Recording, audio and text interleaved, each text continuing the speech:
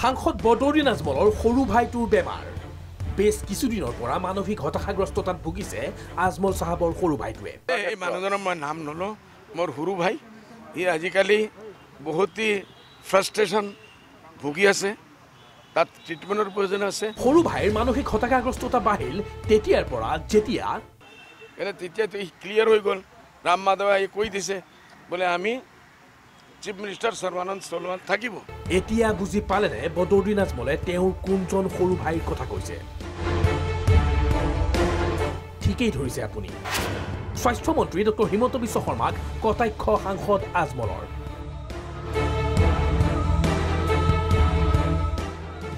আজমলৰ মতে যোৱাবাৰ হিমন্ত বিশ্বই বিজেপিক জিকাবৰ বাবে উঠি পৰি লাগিছিল আৰু এইবাৰ বিজেপিক হৰুৱাবৰ বাবে লাগিব হিমন্ত বিশ্বই।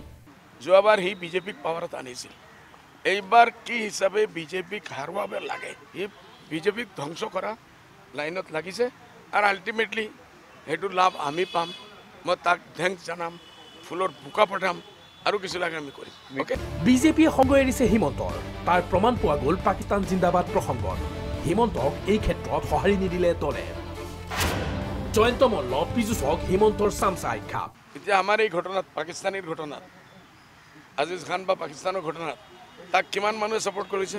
অনলি তাৰ দুইজন চামচা, মোৰ সৰু ভাতৃ হয়, এক পীযুষ হাজাৰিকা আৰু এক জয়ন্ত মল্ল, আৰু বাকী কোনো মানুহে দিছে নেকি? আমাৰ ছাপোৰ্টতো কংগ্ৰেছৰ 10জন মানুহে কমচে কম কৈছে না, তাৰ পাৰ্টিটো নামি যাব লাগিল ময়দানত, নামা নাই। চবে দেখি আছে তাৰ পাগলাপন সি একলে কৰক।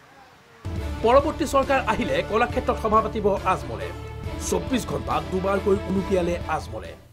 মিটিং পাতিব নাই কলাক্ষেত্ৰত? কালি কৈছিলে কৰিম না, 100বাৰ কৰিম, কি হ'ল কোৱাই নট কৰিম, কৰিম।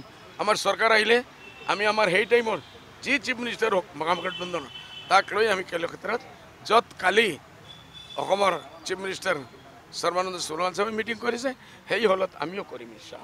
এতিয়া এইদৰে ৰাজ্যৰ ৰাজনীতিত চৰ্চাত আছে বদৰুদ্দিন আজমল। আজমলৰ এই মন্তব্যৰ পিছত ডক্টৰ হিমন্ত বিশ্ব শৰ্মাই কি প্ৰতিক্ৰিয়া আগবঢ়ায় সেয়া লক্ষণীয় হ'ব। ভিডিঅ' জাৰ্নেলিষ্ট ৰিজু দাসৰ সৈতে প্ৰশান্ত দত্ত ৰিপোৰ্ট।